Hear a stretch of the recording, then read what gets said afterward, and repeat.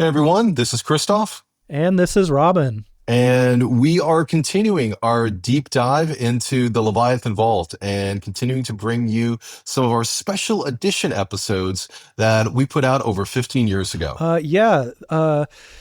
We are continuing to listen to Internal Affairs, our story that dives a little deeper into the Black Door group. You heard Internal Affairs Parts 1 and 2 the past couple of weeks, and this week we will be listening to Internal Affairs Part 3. That's right, and this is, as you've heard in the last two chapters, we're exploring what some of the other doors within Black Door do, and exploring some of the characters that you met in season 2 of Leviathan Chronicles, mainly Celeste Harris, who was one of the Black Door agents who picked up Tully and Oberlin. And in addition to her, we also have Chief Hardwick, the head of Door 20, who is an actor named Eric Dieter. And we really fell in love with the way that he kind of had this gruff door chief presence to him.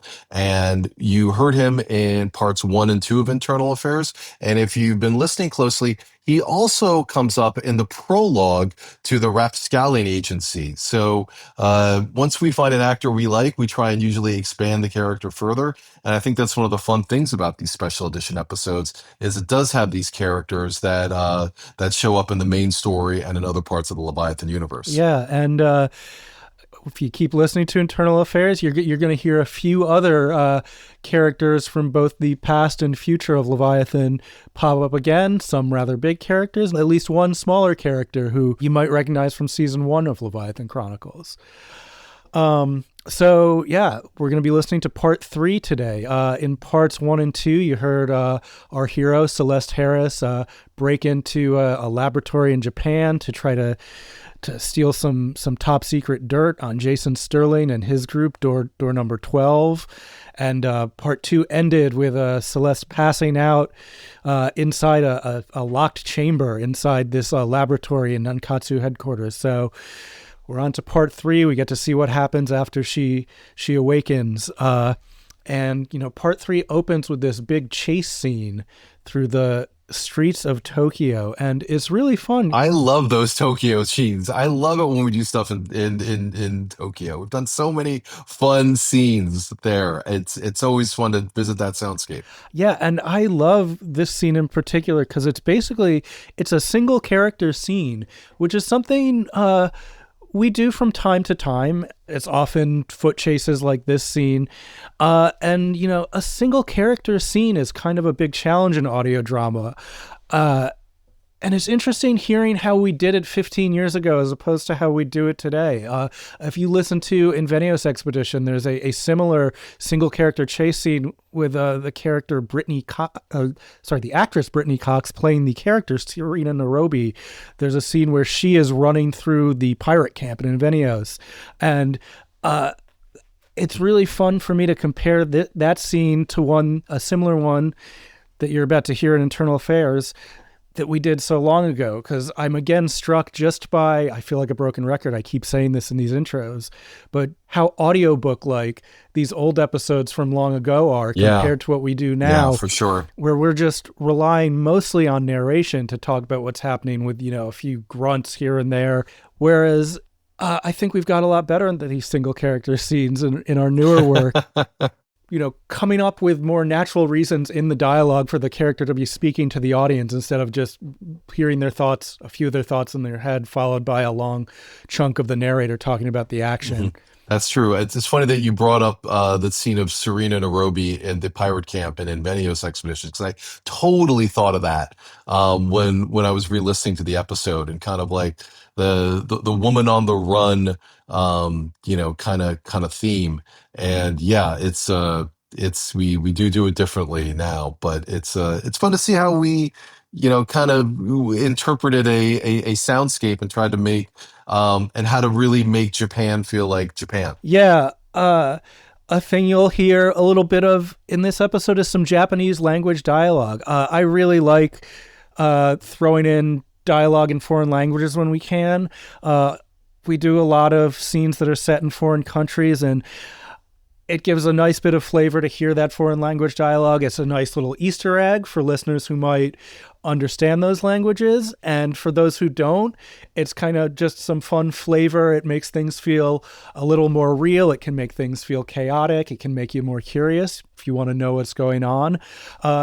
And I think I said in our intro last week, these special edition episodes were originally kind of like a laboratory for us, where we started playing with, techniques that we maybe hadn't tried out in the main podcast feed. And a lot of those techniques we started using more and more in the main show. And I think this may have been the first time we really used some foreign language dialogue. Well, you'll hear, I think there's... I was thinking about that, and I heard it, and I think there was one time, believe it or not, that we did use foreign languages before this. If you're eagle-eared, back in chapter 11, I think it was, we had, when we were in Mumbai, I remember having an actress, a friend of a friend, come in to speak Gujarati, because we wanted to have more wow. of that. So that was incredible memory. I think chapter 11 of the Leviathan Chronicles, even older than this one. I think that might have been our first time, but it was definitely cool to hear us doing that again here. I mean, what a blast from the past. Yeah, you'll hear we've got a couple Japanese pedestrians that Celeste run into who start speaking to her in Japanese. We hear some newscasts in the background in Japanese. And, hearing this made us want to explore that type of thing more. So once we got to Rapscallion Agency, you'll hear that show has a ton of foreign language dialogue. There's a lot of characters speaking French. In our latest season, the Invenius Expedition, we've got some characters speaking Portuguese and Arabic. So it's something that we would come back to a lot after this. Mm-hmm. Not to mention our famous 5-minute Spanish post-credit scene that we had at the end of season 3, which was a little controversial, but I stand by it. I think it was a lot of fun. But this is definitely one of the first times we were playing with foreign languages, and it was cool to kind of see where it all started. In case you don't know what Christof is talking about, if you go to the final episode of the main Leviathan storyline, chapter 50, you go all the way to the end, you listen to the credits. Don't turn the episode off. You're going to wait through about 90 seconds of silence. We hit it specifically as an Easter egg. And you will hear a scene that opens with, I would say, 1 to 2 minutes of a character speaking entirely in Spanish.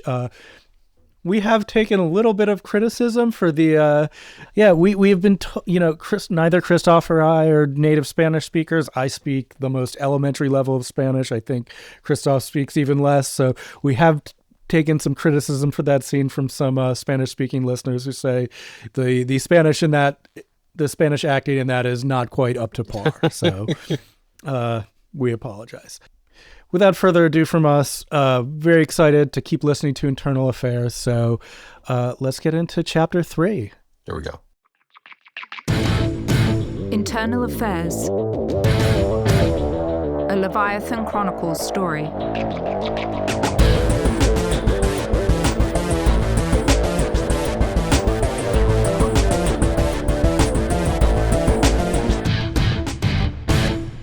Part 3. Taste. The first sense that returned to Agent Celeste Harris's body was taste, as she detected a distinctly metallic sensation in her mouth. Smell returned next as she instantly caught the odor of lingering gunpowder, consistent with the discharge of a firearm. Her eyes instantly shot open, thus rendering her now with the sense of sight. Celeste Harris was lying on the floor in a pool of warm blood. She sprang to her feet and immediately checked her body for the source of the wound, surprisingly finding nothing more than some bad scratches and bruises. She promptly did a 360 to ascertain exactly where she was. From what she could tell, she stood in what looked like a hotel room, a low-end one at that, perhaps an SRO. Cheap furniture was upended and strewn everywhere. The stained wallpaper was cracked and curling at the edges. Even more blood was streaked on the walls. This place is destroyed. What the hell happened here? How did I get here? Whose blood is this? She looked down to find herself wearing a Hanshin Tigers t-shirt and some dirty black jeans and sneakers. Celeste recognized none of the clothing. She quickly scanned the room and peered over the sofa, which had been completely flipped over. The blood was the heaviest there, and when Celeste flipped it back over... My God! She saw exactly why. The bodies of 2 men were splayed on the floor wearing what were once white laboratory coats with Nankatsu logos on the front. Their bodies were severely brutalized, and she could see the entry points of several gunshot wounds. I smell firearm discharge, but this is too much blood for a gunshot wound. There's no way that... And just like that, Celeste looked down and saw the sticky kitchen knife in her hand, still dripping with blood. She was clenching the knife so tightly that she hadn't even realized she was holding it. Who did this? I couldn't have stabbed these people. What happened to me? I was on a mission in Katsu. What? Celeste froze and realized that she had no memory of entering this room. No memory of these dead scientists, of murdering them. It was as if her short-term memory had been wiped clean. No, I wouldn't have. I mean, that's not what I do. That's not my role. But the knife lay on the floor, clearly reminding her that she must have killed these 2 men for reasons that were completely unknown to her. Her mind raced for an explanation, but as she looked around the room, her body suddenly froze. On the filthy walls of the room was scrawled a single word in dry blood. Traitor. Traitor means betrayal. Who did I betray? Or who betrayed me? Shit, police. I'm not safe here. I need to move to a secure location. I've got to contact Black Door. I've got to. But Celeste stopped in mid-thought and stared intently at the television. For a split second, she thought the set might have been a mirror, because she saw her own face staring right back at her. No. Her face. What? On every single channel she turned to, her face appeared on the television screen. Every channel was having its program interrupted for a late-breaking story regarding a viral pandemic that was on the verge of erupting in Tokyo. I'm not infected. Celeste desperately flipped through the Japanese news channels, finding only images of herself against a white wall wearing a hospital gown. No! She ran to the grimy mirror by the door and looked at herself. Oh my God. The right side of her face was covered in dry blood from where she had been passed out next to the scientists. The other half of her face was streaked with thick red lines, like every vein in her face was about to burst. She quickly wiped the blood away with her sleeve. My God, I am infected. Okay, the break-in in Nankatsu headquarters. There was a mistake. Something went wrong. Oh, there was gas. Did I really kill those men? They must have been trying to get me back to the laboratory. There had to be... Shit, I've got to get out of here. Police in the building, they must know I'm here. That I'm infected. I've got to leave. I've got to... Door, get up! 警察だ! Fuck! Tokyo police! Fuck! Open the door! Celeste threw her body through the third-story window, hoping that the tattered grey canvas awning of the tiny cell phone store below the hotel would hold her. ドア開けないなら本当に撃つぞ! 窓から逃げたぞ! The policemen were already too late. Celeste had landed into the slack of the grey awning. She easily rolled off, landing feet first on the ground level of Hitori Street. Pedestrians stared at the strange woman who just fell out of the building. But before anyone could say anything, a Gekai Kansaki distribution truck rumbled past. Celeste quickly jumped behind it, pulling herself onto its rear loading deck. Come on! Go! She pulled herself flat against the rear of the truck to avoid being seen by the driver. A few blocks behind her, the door to the dilapidated guest house burst open, and 4 Tokyo policemen ran onto Hitori Street searching frantically for Celeste. But their arrival was a moment too late. The truck already turned the corner on Keitsu Street and headed into the city center. I can't stay on this truck. People are staring. The driver's gonna notice any second. I need to find a way out of here. Out of Tokyo. Celeste hopped off the truck at Jengume Corner and briskly walked across the street to a crowded farmer's market. Everyone is staring at me.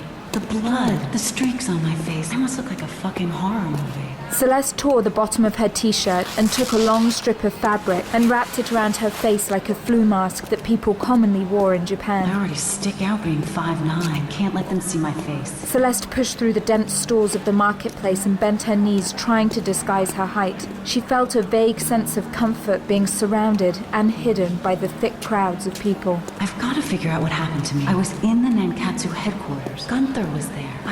I remember reaching out to him. Something went wrong.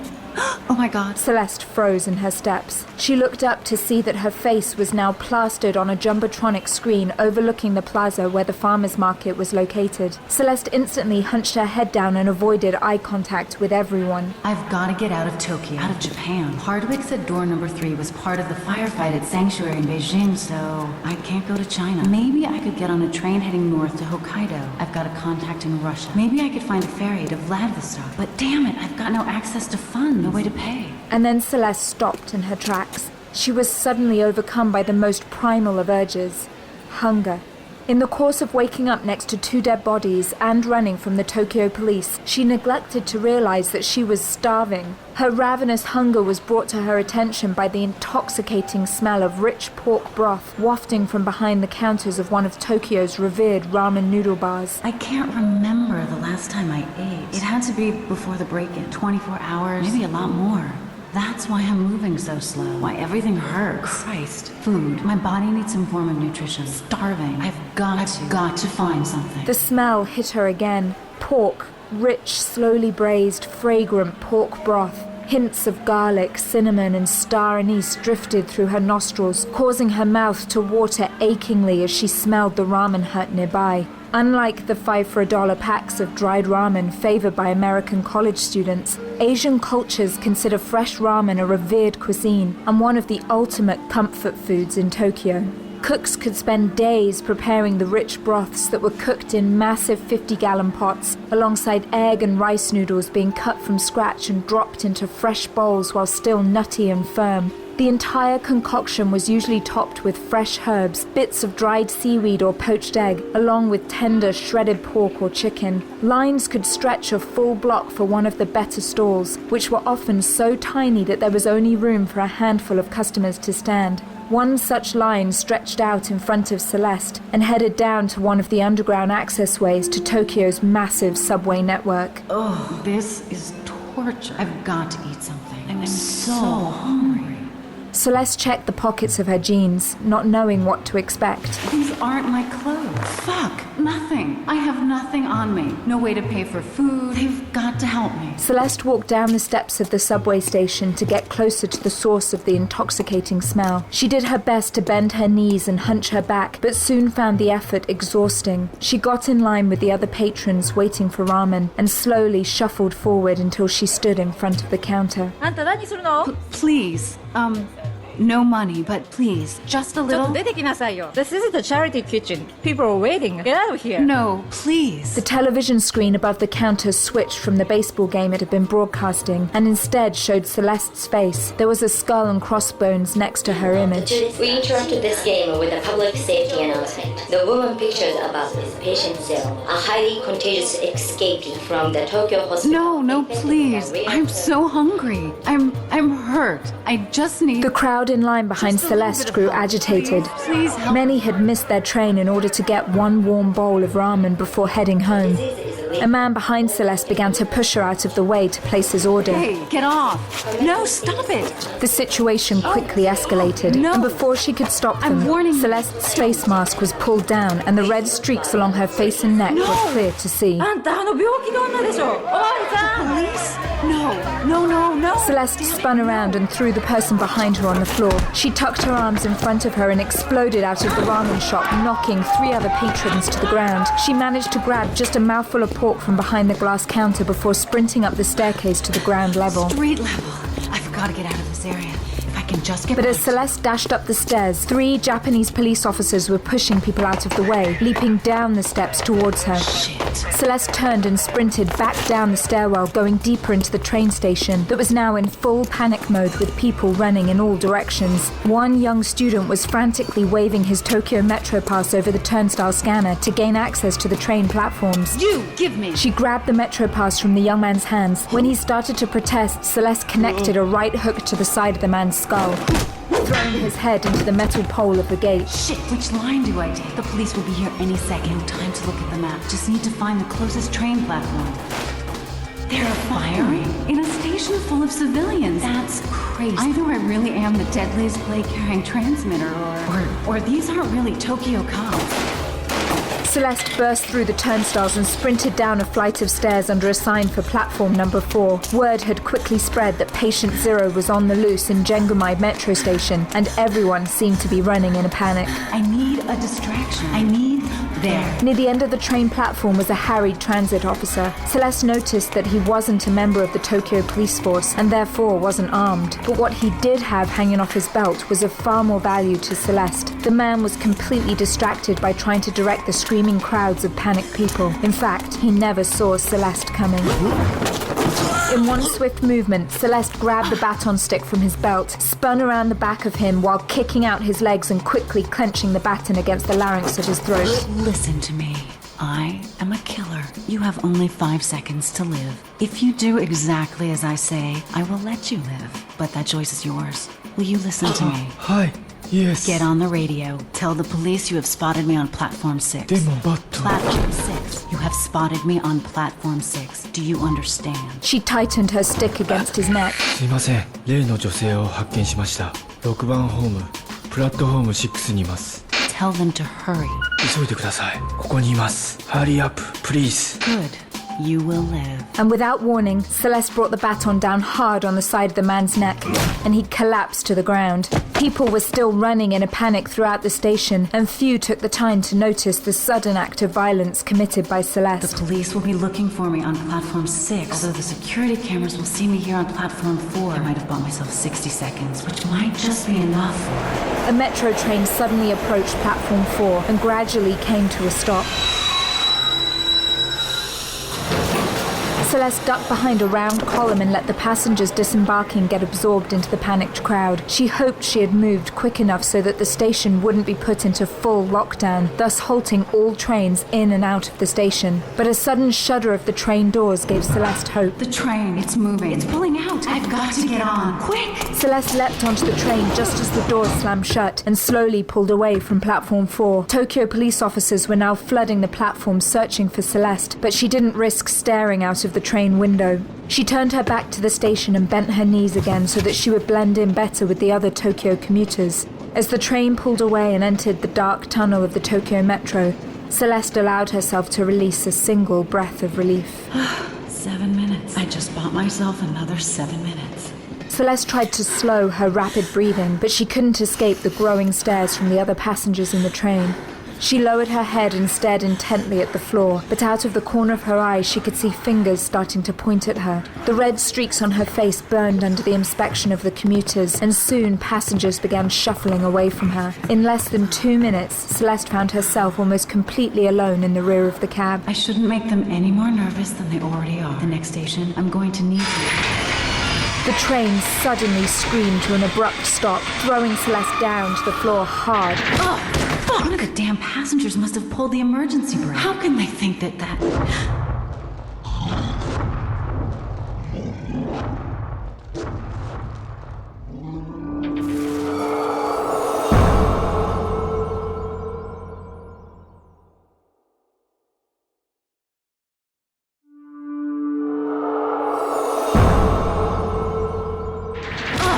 One of the damn passengers must have pulled the emergency brake. How can they think that?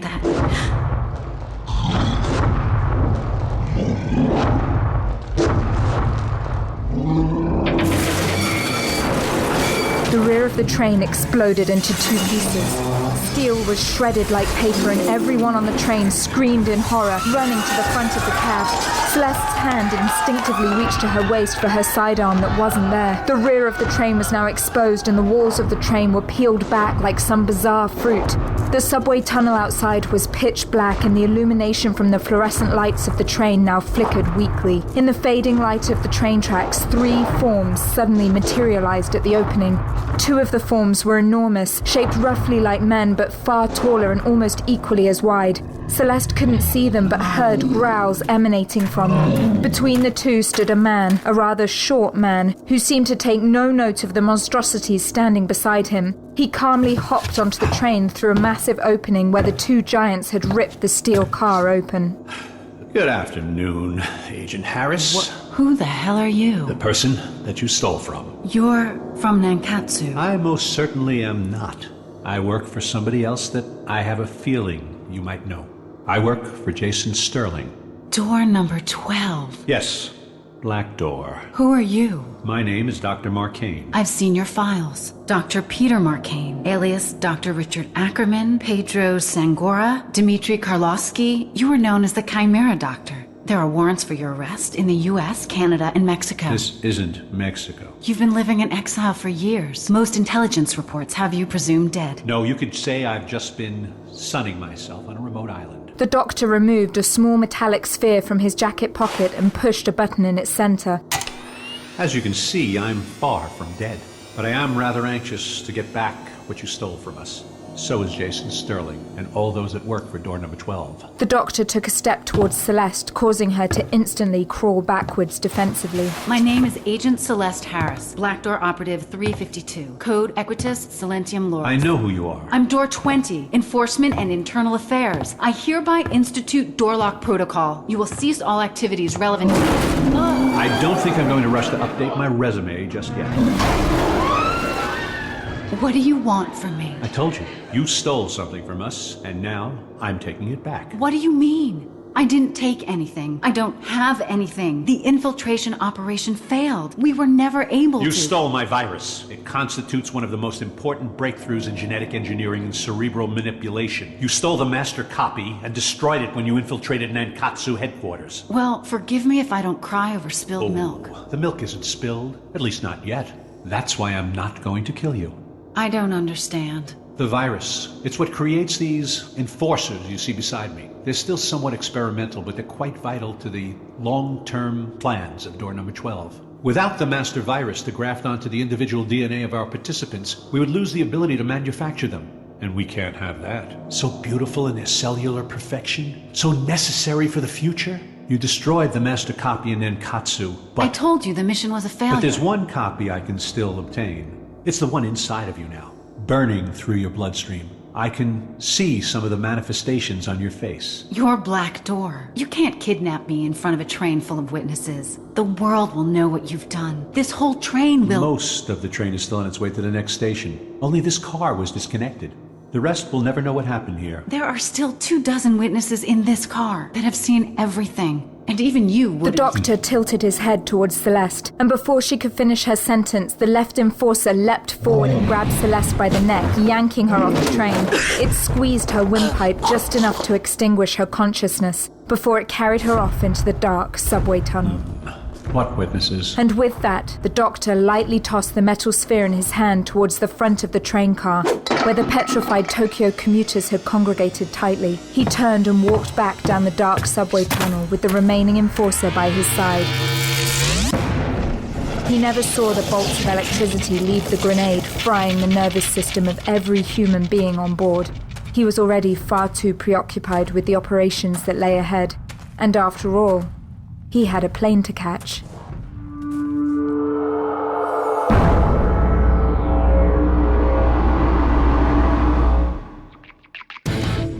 You have been listening to Internal Affairs, a Leviathan Chronicles story. This episode was made possible by the generous support of our listeners. To listen ad-free and get exclusive bonus content and behind-the-scenes footage, become a subscriber at patreon.com/Leviathan Chronicles. Internal Affairs was written by Christof Laputka, directed by Nobi Nakanishi, produced by Robin Shaw, executive produced by Jani, original music by Luke Allen, sound design and editing by Luke Allen and Robin Shaw. Starring Amanda Lichtenberg as Celeste Harris, Norm Golden as Dr. Peter Marckane, and Samantha Parker as the narrator. For a full cast list and to learn more about our other audio productions, go to leviathanaudioproductions.com or follow us on social media. Thank you for supporting Leviathan Audio, and thank you for listening.